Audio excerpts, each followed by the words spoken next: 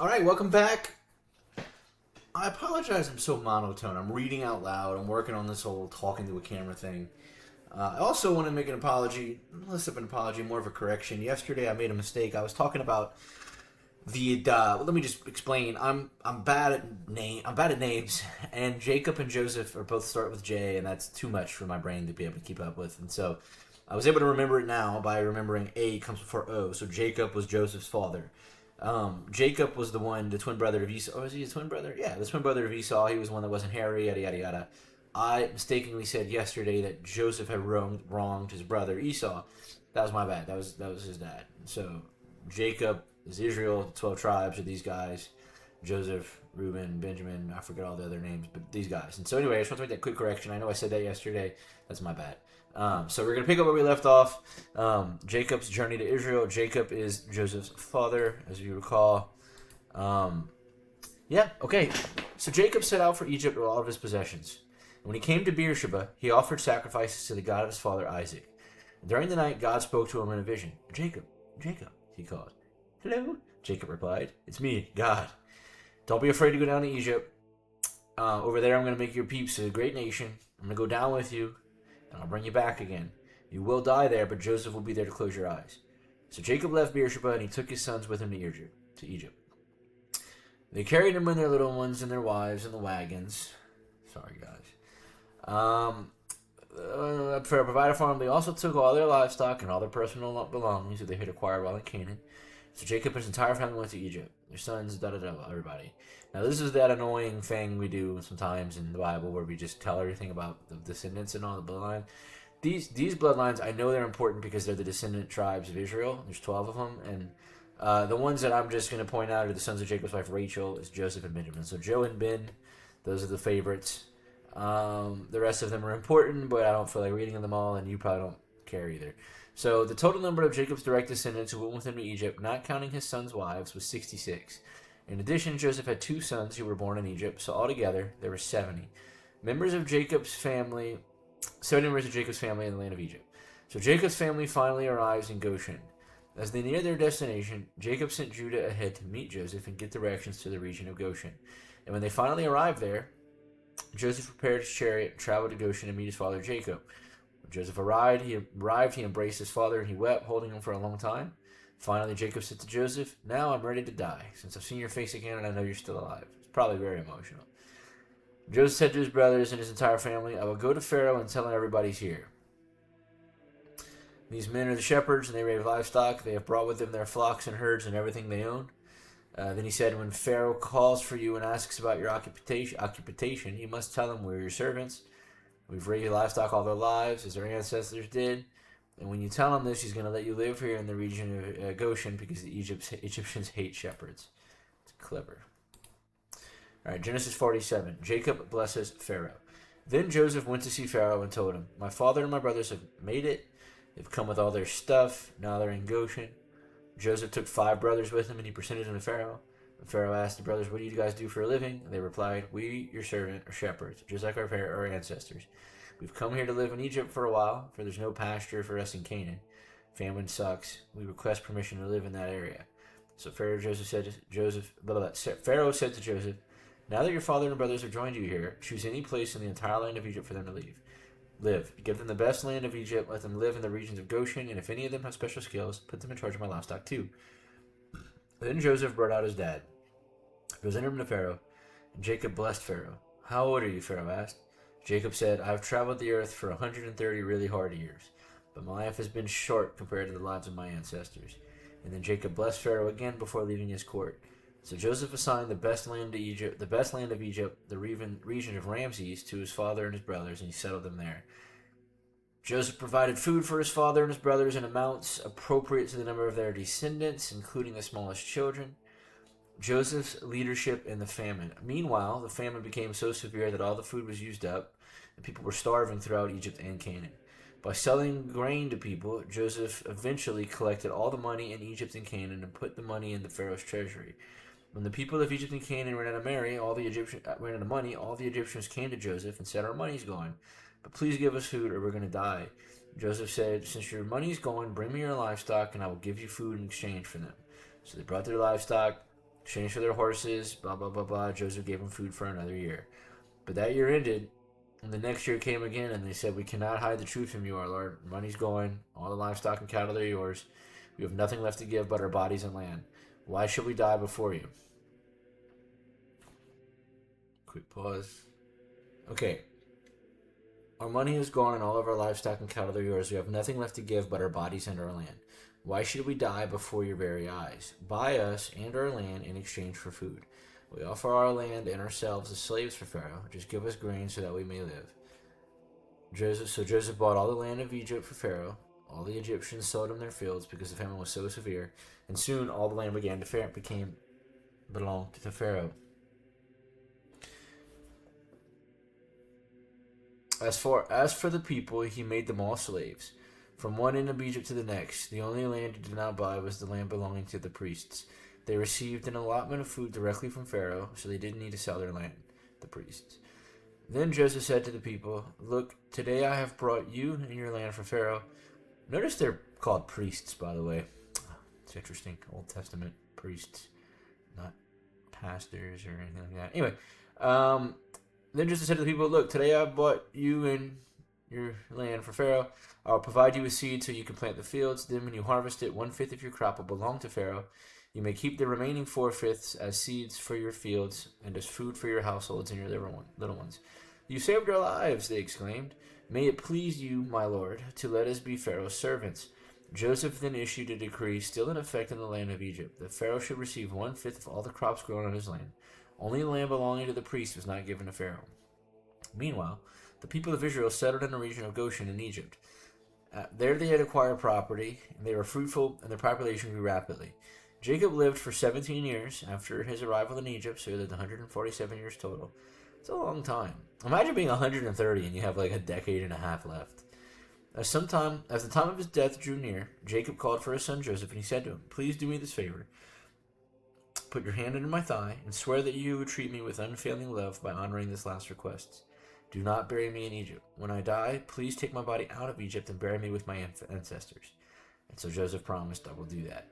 "Swear that you'll do it," Jacob insisted. So Joseph gave him his oath, and Jacob bowed humbly at the head of his bed. I wonder why. Okay. I mean, I'm sure there's an obvious reason. Genesis 48. Jacob blesses Manasseh and Ephraim. One day, not long after this, word came to Joseph, "Your father is failing rapidly." So Joseph went to visit his dad. He took with him his two sons, Manasseh and Ephraim. When Joseph arrived, Jacob was told, "Your son Joseph has come to see you." So Jacob gathered all of his strength, and he sat up in bed.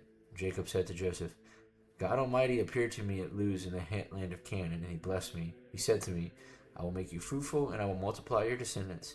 I will make you a multitude of nations, and I will give this land of Canaan to your descendants after you as an everlasting possession.' Now I am claiming as my own sons these two boys of yours, Ephraim and Manasseh, who were born here in the land of Egypt before I arrived. They will be my sons, just as Reuben and Simeon are. But any children born to you in the future will be your own, and they will inherit land within the territories of their brothers. Long ago I was returning from Padan Aram. Rachel had died. We were still on the way some distance from Bethlehem. And with great sorrow I buried her beside the road to Ephrath." Wow. And Jacob looked over at the two boys. "Are these your sons?" he asked. "Yeah, these are the sons God has given me here in Egypt." Jacob said, "Bring him closer. I want to bless him." And Jacob was half blind because of his old age, and he could hardly see. So Joseph brought the boys close to him, and Jacob kissed and embraced them. And then Jacob said to Joseph, "I never thought I would see your face again, but now God has let me see your children too." Joseph moved the boys, who were at their grandfather's knees, and he bowed with his face to the ground. Then he positioned the boys in front of Jacob. With his right hand, he directed Ephraim toward Jacob's left hand, and with his left hand, he put Manasseh at Jacob's right hand. But Jacob crossed his arms as he reached out to lay his hands on the boy's head. He put his right hand on the head of Ephraim, though he was the younger boy, and his left hand on the head of Manasseh, though he was the firstborn. Then he blessed Joseph, and he said, "May the God before whom my grandfather Abraham and my father Isaac walked, the God who has been my shepherd all my life to this very day, the angel who has redeemed me from all harm, may he bless these boys. May they preserve my name and the names of Abraham and Isaac, and may their descendants multiply greatly throughout the earth. But Joseph was upset when he saw that his father placed his right hand on Ephraim's head. So Joseph lifted it and he moved it from Ephraim's to Manasseh's head. No, my father, he said, this one is the firstborn. Put your right hand on his head. But his father refused. I know, my son, I know. Manasseh will also become a great people, but his younger brother will become even greater, and his descendants will be a multitude of nations. So Jacob blessed the boys that day with this blessing. The people of Israel will use your names when they give a blessing. They will say, may God make you as prosperous as Ephraim and Manasseh. In this way Jacob put Ephraim ahead of Manasseh. And then Jacob said to Joseph, look, I'm about to die, but God will be with you, and he will take you back to Canaan, the land of our ancestors. And beyond what I've given your brothers, I'm giving you an extra portion of the land that I took from the Amorites with my sword and bow. Pretty badass. Genesis 49, Jacob's last words to his sons. Pause here. I'll be right back.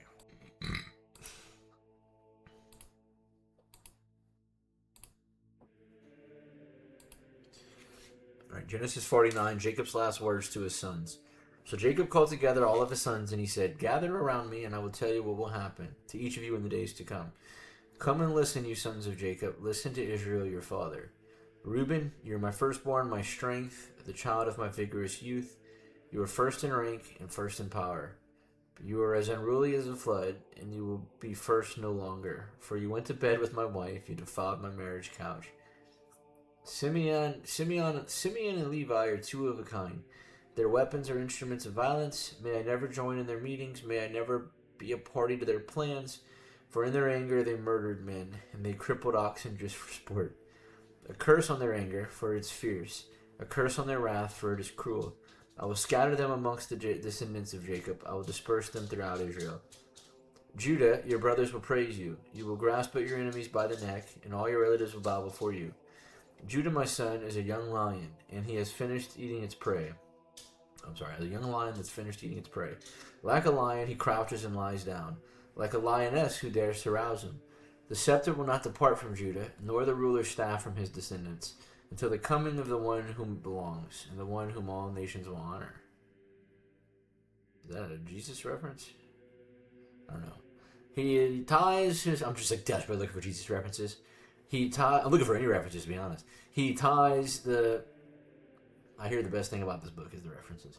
He ties his foal to a grapevine, the colt of his donkey to a choice vine. He washes his clothes in wine, his robes in the blood of grapes.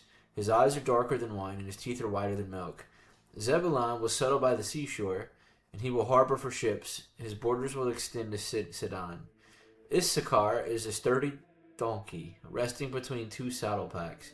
When he sees how good the countryside is and how pleasant the land, he will bend his shoulder to the load and submit himself to hard labor. Dan will govern his people like any other tribe in Israel. Dan will be a snake beside the road, a poisonous viper along the path that bites at the horse's hooves, so his rider is thrown off. I trust in you for salvation, O Lord. Gad will be attacked by marauding bands, but he will attack them when they retreat. Asher will dine on rich foods and produce food fit for kings. Naphtali is a doe set free that bears beautiful fawns. Joseph is the foal of a wild donkey, the foal of a wild donkey at a spring, one of the wild donkeys on the ridge. Archers attacked him savagely. They shot at him, harassed him, but his bow remained taut, and his arms were strengthened by the hands of the mighty one of Jacob, by the shepherd of the rock of Israel. May the God of your father help you. May the Almighty bless you with the blessings of the heaven above, and the blessings of the watery depths below, and the blessings of the breasts and womb. May my fatherly blessings on you surpass the blessings of my ancestors, reaching to the heights of the eternal hills. May these blessings rest on the head of Joseph, who is a prince among his brothers. Benjamin is a ravenous wolf, devouring his enemies in the morning and dividing their plunder in the evening. These are the 12 tribes of Israel, and this is what their father said as he told his sons goodbye. He blessed each one with an appropriate message. Jacob's death and burial. And then Jacob instructed him, soon I'm going to die and join my ancestors. Bury me with my father and grandfather in the cave over there. This is the cave in the field of Machpelah near Mamre in Canaan that Abram bought from Ephron and Hittite as a permanent burial site. There Abraham and his wife Sarah are buried. There Isaac and his wife Rebekah are buried. And there I buried Leah. It is a plot of land in a cave that my grandfather Abraham bought from the Hittites. When Jacob had finished this charge to his sons, he drew his feet into the bed and breathed his last, and then joined his ancestors in death. Sick.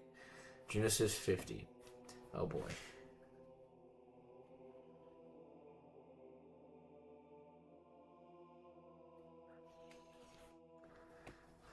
Joseph threw himself on his father, and he wept over him and kissed him. Then Joseph told the physicians who served him to embalm his father's body. So Jacob was embalmed. The embalming process took the usual 40 days, and the Egyptians mourned his death for 70 days. A bunch of days. When the period of mourning was over, Joseph approached Pharaoh's advisors and said, "Please do me this favor and speak to Pharaoh on my behalf. Tell him that my father made me swear an oath. He said to me, 'Listen, I'm going to die. Take me back to Canaan and bury me in the tomb. Please allow me to go and bury my father. After the burial, I will return without delay.' Pharaoh agreed. 'Go and bury your dad as he made you promise,' he said. So Joseph went up to bury his father. He was accompanied by all of Pharaoh's officials, all the senior members of Pharaoh's household, and all the senior officers in Egypt. Joseph also took his entire household and his brothers and their households. But they left their little children and flocks and herds in the land of Goshen. A great number of chariots and charioteers accompanied Joseph. When they arrived at the threshing floor of Atad, near the Jordan River, they had a very great and solemn memorial service, with a 7-day period of mourning for Joseph's father. The local residents, the Canaanites, watched them mourning in the threshing floor of Atad. Then they renamed the place which is near the Jordan, Abel Mizraim, for they said, "This is a place of deep mourning for those Egyptians." So Jacob's sons did as he commanded them.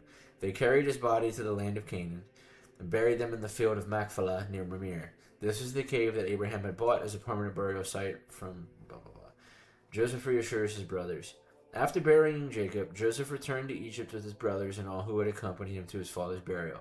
But now their father was dead. Joseph's brothers became fearful. Now Joseph is going to be pissed and make us pay for all that stuff we did to him. So they sent this message to Joseph. "Before your father died, he instructed us to say to you, 'Please forgive your brothers for the great wrong they did to you, for their sin in treating you. So we, the servants of God, your father, beg you to forgive our sin.' When Joseph received the message, he broke down and wept. And his brothers came and threw themselves down before him.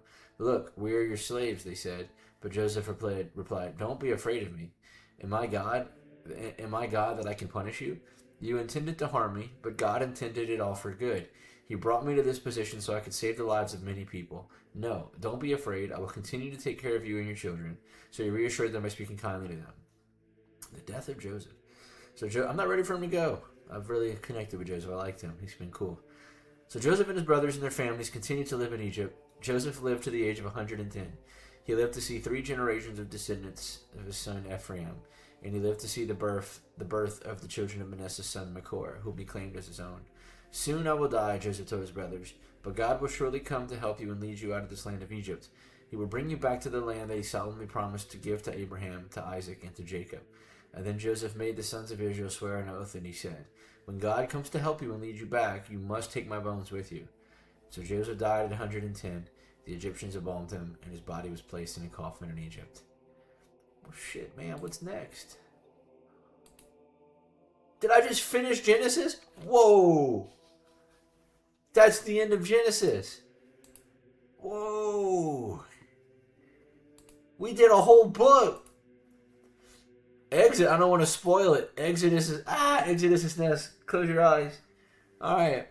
Sick, dude. That was lit. That was a great ending. Wow. That was fun. Alright, man. Onward.